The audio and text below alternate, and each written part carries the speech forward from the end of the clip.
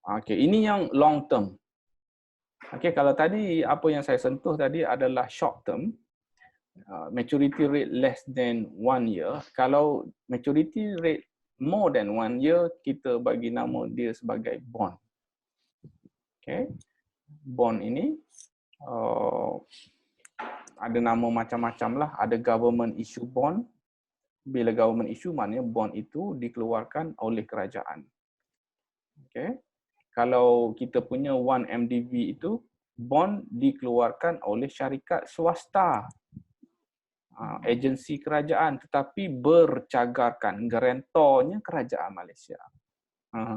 Itu yang jadi masalah kepada kita tu bila kita jadi guarantor. Okay. And then ada bond yang dia namanya TIPS, TIPS, Treasury Inflation Protected Security. Dia adalah satu bond, tetapi bond itu tinggi rendah kadar bond itu berubah-ubah mengikut inflasi. Kalau awak beli bond yang jenis macam ni, kalau inflasi tinggi, maka awak akan dapat pulangan tinggi. Kalau inflasi rendah, maka awak akan dapat pulangan rendah. Okay, jenis-jenisnya. Right, ini contoh-contoh bond lah. Okay. Kalau grant macam mana tu? Sorry? Grant. Sorry, saya tak jelas. Grant. Ya. Grant apa tu? Grant.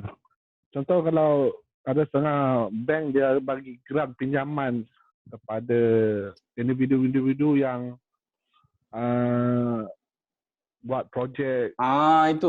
Itu grant itu ada dua jenis. Ada yang grant yang memang burn, ada grant yang kena bayar balik. Okay. Yang awak rujuk ni yang memang yang burn tu.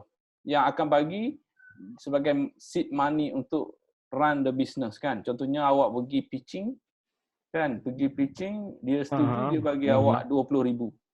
Tak payah bayar kan? Oh, macam tu. Betul.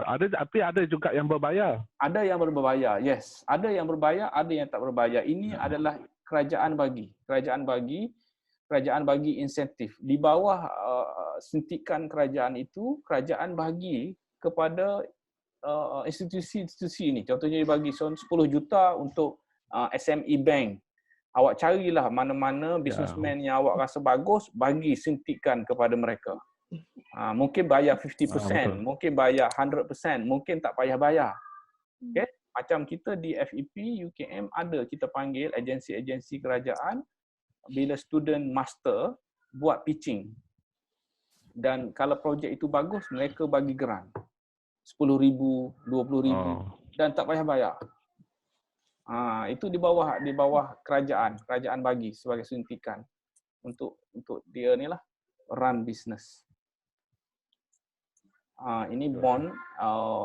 Okey, kalau kerajaan yang keluarkan tadilah namanya treasury bond. Kalau kita di Malaysia, kalau saya kena tunjukkan juga, kalau di Malaysia mana nak cari dia. Kalau awak search dalam internet, awak buat isu bond, Malaysia bond, maka awak akan pergilah satu laman web yang merujuk kepada bond-bond yang dijual di Malaysia. Okay. So kerajaan, selain daripada kerajaan yang jual bond, ada juga agensi kerajaan yang jual bond. Kita di Malaysia tak ada sangat agensi yang jual bond, kerajaan Malaysia yang jual bond. Tapi pernah negeri-negeri jual bond. Okay. Tapi sangat kurang di Malaysia sebab kita punya ekonomi kecil. Jadi kerajaan sebagai parent yang jual bond lah. Apa lagi nak sebut sini?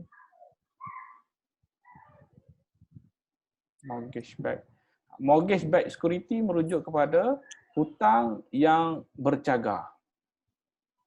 Okay? Hutang yang ada cagaran. Ini asset backed. Mortgage backed merujuk kepada dia cagarkan loan.